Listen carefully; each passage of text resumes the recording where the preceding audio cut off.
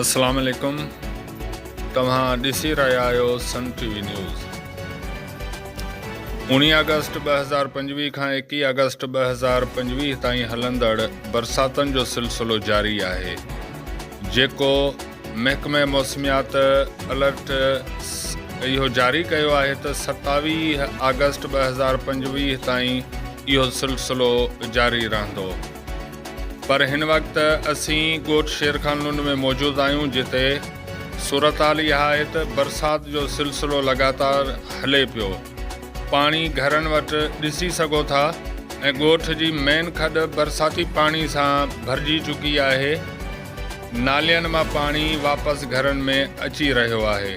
बरसाती पाणी मेन खॾ मां जेकॾहिं न कढियो वियो त 27 अगस्त 2025 ताईं सूरत हाल छा बीहंदी।